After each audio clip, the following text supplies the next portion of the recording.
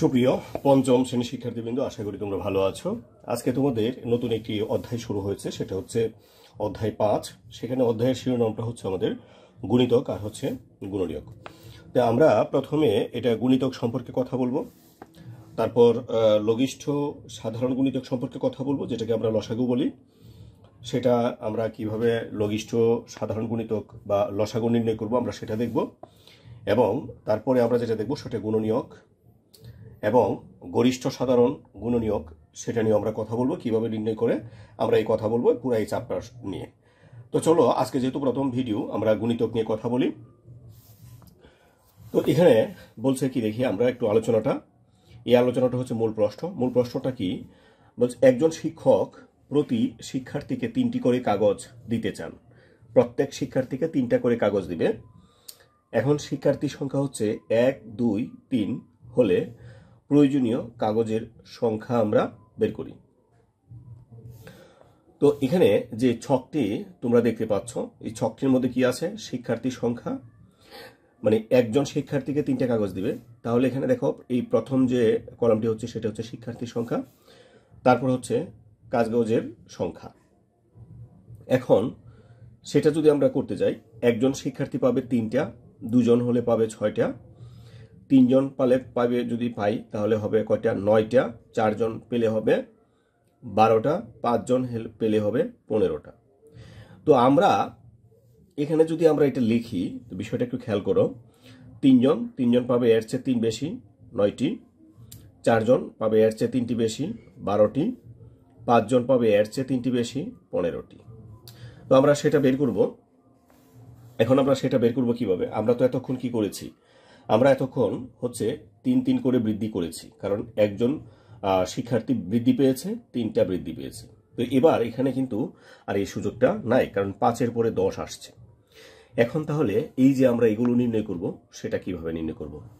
তো দেখো, সেটা নির্ণয় করার জন্য খুবই সহজ এবং একটি মাধ্যম আছে। এই মাধ্যমগুলো আমরা এখানে একটু যদি এখানে খেয়াল করি, এটাকে দেখো, এটাকে যখন 3কে যখন আমরা 1 দ্বারা গুণ করব তখন কত হবে, 3 একে 3। 3কে যখন আমরা 2 দ্বারা গুণ করব কত হবে, 3 দুগুণে 6। 3কে যখন আমরা 3 দ্বারা গুণ করব কত হবে, 3 তিরিকে 9। 3কে যখন আমরা 4 দ্বারা গুণ করব তখন হবে কত, 12। 3কে যখন 5 দ্বারা গুণ করব তখন কত হবে, 15। 3কে যখন আমরা 10 দ্বারা গুণ করব, 3 10-এ 30। 3কে যখন আমরা 20 দ্বারা গুণ করব, 3 20-এ 60। 3কে যখন আমরা 30 দ্বারা গুণ করব, আমরা আরো সুন্দরভাবে গুণ করতে পারি, 3 0 0, 3 তিরিকা 9, মানে 90। আমরা 3কে যখন 3 দ্বারা এটাকে যখন গুণ করবো, 3 0 0 আর 3 4-এ 12। 3কে যখন আমরা এটা দ্বারা গুণ করবো, 3 0 0, 3 5-এ 15। তো এখন এখানে যে বিষয়টা আমরা লক্ষ্য করেছি সেটা কি, সকলগুলাকে আমরা 3 দ্বারা গুণ করেছি। এখন সকলগুলাকে যে আমরা 3 দ্বারা গুণ করেছি, গুণ করার পর 1কে গুণ করার পর হয়েছে 3, 2কে গুণ করার পর 6, 3কে গুণ করার পর 9, 4কে গুণ করার পর 12, এইভাবে বাড়তে বাড়তে বাড়তে বাড়তে চলেই যাবে। এটা আনলিমিটেড, মানে এটা অসংখ্য, এটার কোনো সীমানা তোমার কাছে থাকবে না। তাহলে এই যে আমরা গুণফল বের করলাম, কি বের করলাম, গুণফল। কোন সংখ্যাকে গুণ করলাম, পূর্ণ সংখ্যাকে। পূর্ণ সংখ্যাকে গুণ করার পর যে ফলগুলা পাবে সেইগুলা হচ্ছে ওই সংখ্যার গুণিতক। মানে 3 ধারা আমি গুণ করেছি, তাহলে 3-এর গুণিতক হচ্ছে 3, 6, 9, 12, 15, 30, 60, 90, 120, 150, এগুলো হচ্ছে 3-এর গুণিতক। আশা করি তোমাদেরকে বিষয়টা আমি পরিষ্কার করতে পেরেছি। তোমাদের এই যে ধারণাটা, একবার আমি পরিষ্কার ধারণা দিতে পেরেছি। তো এখন দেখি আমাদের যে সংখ্যাটা এখানে বলছে, 3কে পূর্ণ সংখ্যা দিয়ে গুণ করলে যে সংখ্যাগুলো পাওয়া যায় সেগুলো হলো 3-এর গুণিতক। তাহলে আমি কি বলছিলাম, যে পূর্ণ সংখ্যা দ্বারা যখন আমরা গুণ করব, যে গুণটা পাবো, যত ধারা গুণ করেছিলাম, মানে যে গুণকটা ছিল সেটার গুণিতক হচ্ছে এগুলো। তো এখন দেখি আমরা এখানে 3-এর গুণিতকগুলো 3 দ্বারা ভাগ করলে কোনো ভাগশেষ থাকবে না। 3-এর গুণিতকের আরেকটা বৈশিষ্ট্য হচ্ছে, মানে যত গুণিতক তুমি বের করবা, সেখানে তো আমরা 3টা বলেছি, 3টা নিয়ে আমরা কাজ করছি। যদি তোমাকে 2-এর গুণিতক বলে, তার মানে 2 ধারা যদি তুমি কোনো সংখ্যাকে ভাগ করলে ভাগশেষ 0 হয়, তাহলে বা ভাগশেষ থাকে না, সেটাই হচ্ছে ওই সংখ্যার গুণনীয়ক। এখানে দেখো যতগুলো সংখ্যা আমরা বের করেছি গুণ করার পর ওইগুলোকে 3 ধারা ভাগ করলে আর ভাগশেষ কিছুই থাকে না, মানে ভাগশেষ থাকে 0। তাহলে আমরা এখান থেকে কি বুঝতে পারলাম যে কয়ের গুণিতক সমান কয়ের সাথে যে কোনো পূর্ণ সংখ্যার গুণফল। কয়ের গুণিতকটা কি হবে? এই কয়ের সাথে যে কোনো একটি পূর্ণ সংখ্যার গুণফলকেই আমরা কয়ের গুণিতক বলবো। তো এখানে কি বলছে আমরা যদি দেখি, এখানে আমি একটু উপরে উঠিয়ে নিচ্ছি। এখানে যে কাজ আছে এই কাজটা বলছে, এক, নিচের প্রথম সংখ্যার সারি থেকে 4-এর গুণিতকগুলো বৃত্তাকারে চিহ্নিত করি। আর 2 নম্বরে নিচের দ্বিতীয় সারি থেকে 6-এর গুণিতকগুলো বৃত্তাকারে আমরা চিহ্ন করি। তো বৃত্তাকারে আমরা চিহ্ন করব প্রথমটা কি 4-এর গুণিতক। তো 4-এর গুণিতক আমি কি পেয়েছি? এই 4কে কোনো পূর্ণ সংখ্যা দ্বারা গুণ করলে গুণফলটা হবে গুণিতক। তো 4কে যদি আমরা 1 দ্বারা গুণ করি তাহলে কত হবে? 4। এই যে 4 একে 4, তাহলে এটা হচ্ছে 4-এর গুণিতক। 4কে যদি আমরা 2 দ্বারা গুণ করি তাহলে কত হবে? 4 দ্বিগুণে 8, তাহলে হচ্ছে এই 8 হচ্ছে গুণিতক। তো 1 ধারা গুণ করলাম, তারপর 2 ধারা, এখন আমরা 3 ধারা যদি গুণ করি 3 4-এ 12। তারপর যদি আমরা 4 দ্বারা গুণ করি তাহলে কত হবে? 4 4-এ 16। যদি আমরা 5 দ্বারা গুণ করি 4 5-এ 20। যদি আমরা 6 দ্বারা গুণ করি 4 6 24। তো এটা 4-এর গুণিতকগুলো আমরা এইভাবে বের করতে পারলাম। এখন যদি আমি উল্টোভাবে দেখি, উল্টোভাবে 4কে 4 দ্বারা ভাগ করলে ভাগশেষ হবে 0, তাহলে 4 হচ্ছে 4-এর গুণিতক। 4কে 8কে 4 দ্বারা ভাগ করলে ভাগফল হবে 0, তার মানে 8 হচ্ছে 4-এর গুণিতক। এইভাবে আমরা গুণিতকগুলা খুব সহজেই বের করতে পারবো। তো এখানে দেখি আমরা 6-এর গুণিতক, তার মানে 6কে তুমি যখন 1 দ্বারা গুণ করবা তাহলে কত হবে? 6 একে 6। 6কে যখন 2 দ্বারা গুণ করবা 6 দ্বিগুণে 12। 6কে 3 দ্বারা গুণ করলে 3 6 18।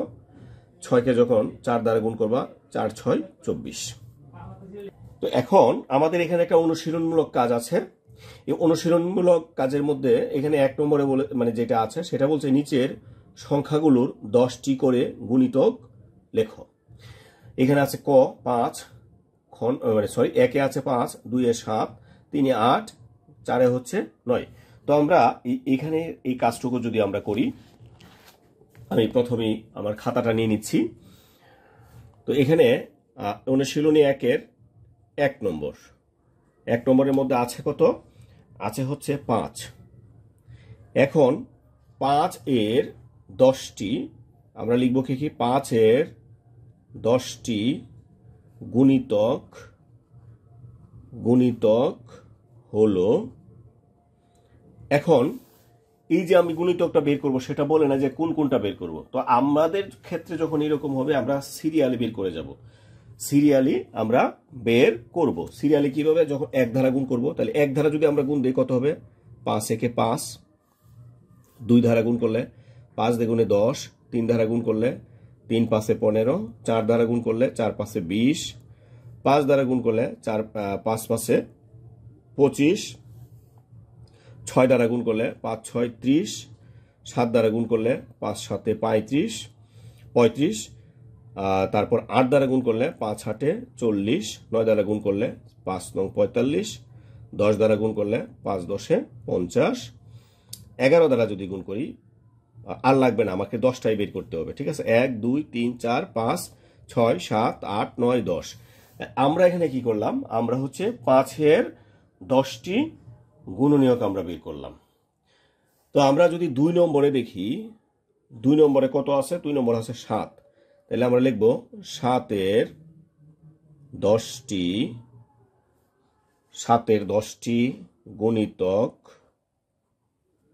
গুণিতক হলো, এটাকেও আমরা 1 থেকে শুরু করব।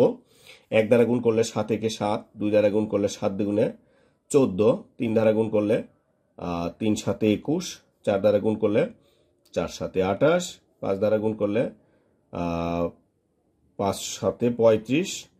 6 দ্বারা গুণ করলে 6 7-এ 42। 7 দ্বারা গুণ করলে 7 7-এ 49। 8 দ্বারা গুণ করলে 7 8-এ 56। 9 দ্বারা গুণ করলে 7 9 63। 10 দ্বারা গুণ করলে 7 10-এ 70। তো এই যে গুণিতক আমরা বের করলাম আর গুণিতকের আলোচনা করলাম, তো আগামী যে পর্বটা সেটা হবে সাধারণ গুণনীয়ক এবং লঘিষ্ঠ সাধারণ গুণনীয়ক কি এর উপর ভিত্তি করে। তো আজকে এখানে বিদায় নিচ্ছি, আর বাকি যেগুলো আছে 3 আর 4 মানে 8 আর 9 এর গুণিতকগুলো তোমরা বের করার চেষ্টা করবা। আমি আগামী পর্বটা খুব শীঘ্র নিয়ে আসছি।